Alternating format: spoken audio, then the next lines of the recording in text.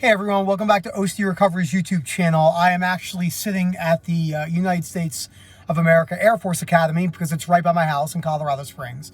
Excuse me. And I have a couple friends that live on the Air Force Base, so it's really cool to come over here. I'll give a really cool view of the Air Force Base itself. So some of these mountains, like in the background, you're not allowed to hike. They're basically off limits to civilians.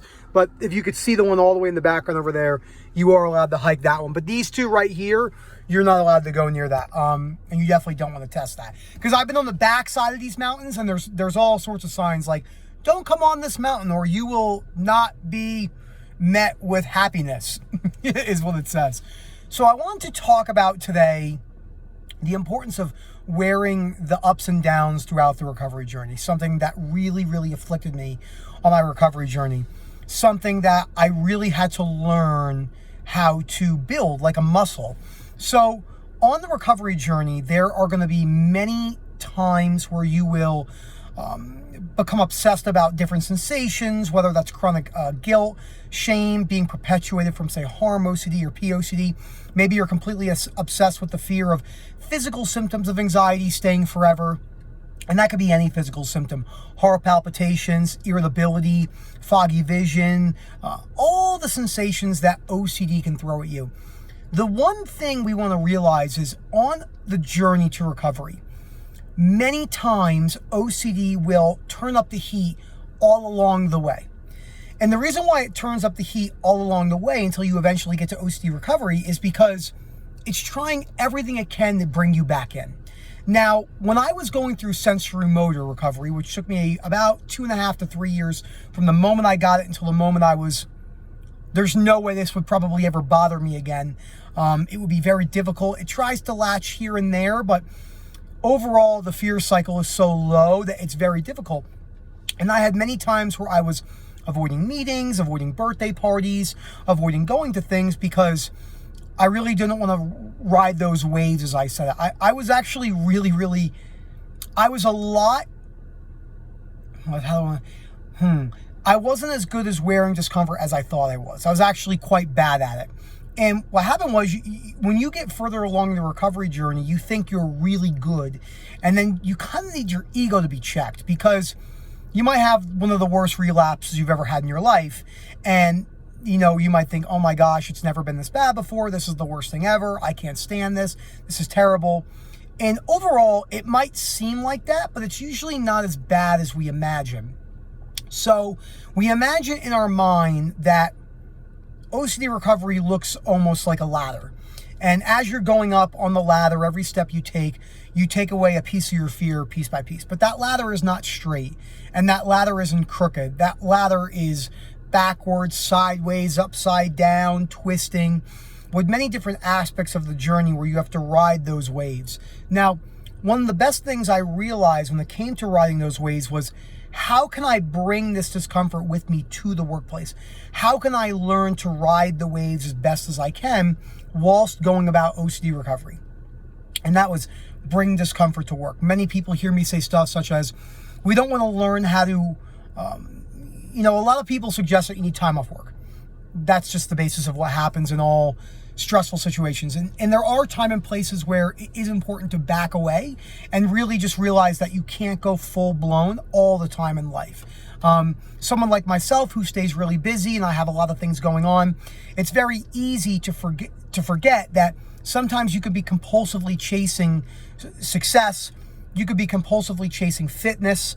You could be compulsively chasing any sort of feeling, but feelings are just the means to an end. They're not really the reason why we want to do things.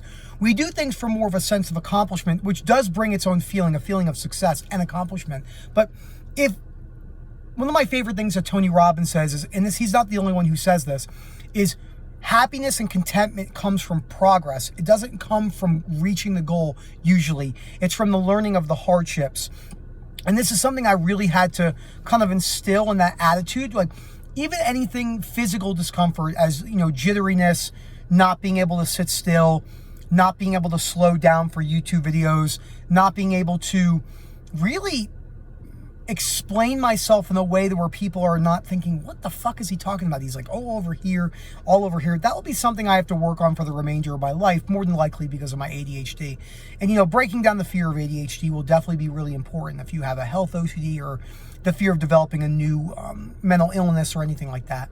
So, again, those ups and downs that will happen throughout the OCD journey are going to happen everywhere. You know, you have to ask yourself, what are the places and times that I really don't want this to rear its head? And that could be anything from birthday parties to anniversaries to wedding engagements, to the birth of your child, to vacations. Many people will avoid going on vacation because they think, well, what's the point of going on vacation? I'm not going to be able to withstand this anyway. But you really want to go on vacation. You know, if you have OCD and you want to move in together, move in together. The worst that happens, it doesn't work. I see the same thing. You know, the best principles from rational thinking, from riding the ups and downs, have been the most applicable to my work. You know, what I do for a living, and when I have business meetings, and realizing that you're going to meet with people in your own profession that aren't going to see eye to eye. They have different philosophies, and that's whatever you're in. You could be in web design, you could be a medical doctor, you could be a surgeon, you could be anything. You're never going to find 100 people in the same profession with the same philosophies about how they perform their job. So understanding that was really good for realizing, okay, I'm going to have life stressors.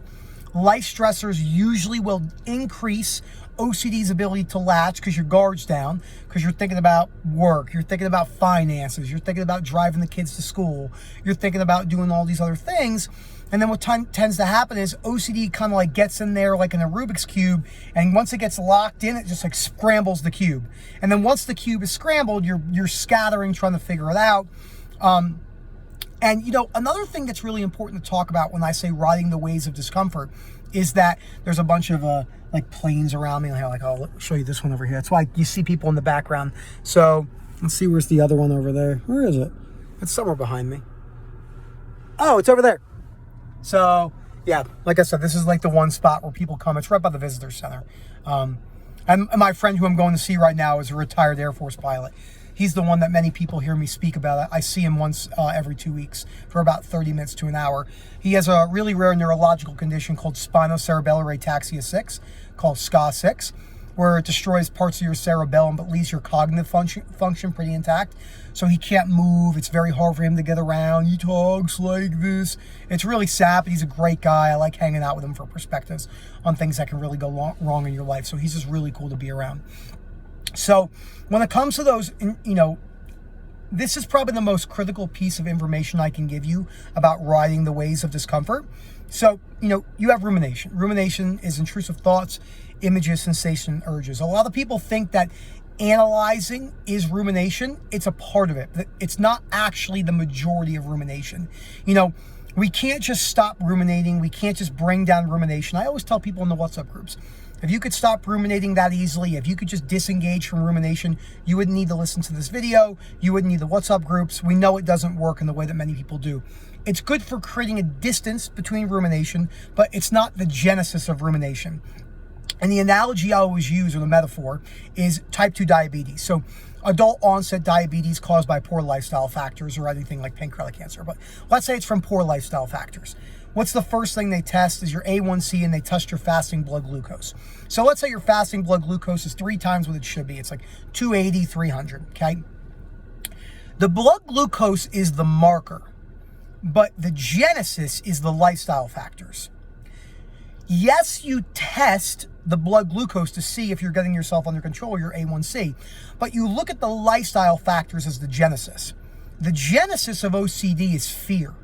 Fear of fear, fear of being stuck forever, fear of being stuck inside your head for the rest of your life, fear of having physical discomfort and mental discomfort, fear of societal rejection, fear of loss of connection.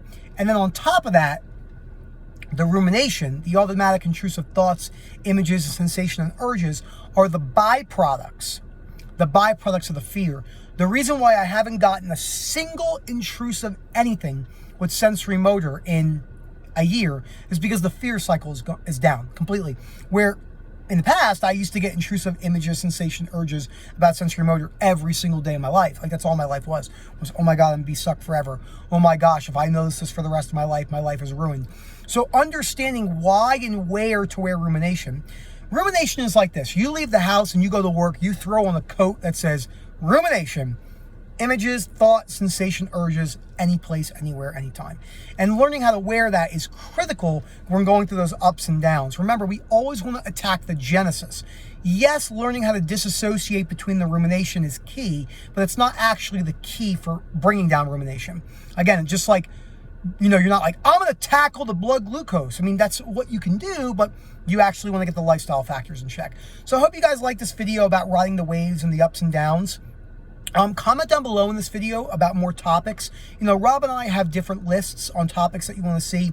If you want to come to a webinar, as I always say, email phil@ocdrecovery.com. Again, that's phil@ocdrecovery.com. And just, ask him, excuse me, say, whether the webinar's coming up. I'm interested in some webinars, whether the prices. We have acceptance webinars all the time, ROCD coming up, POCD, sensory motor, fear of fear. We just had a health and contamination one yesterday that was really good, or 2 days ago.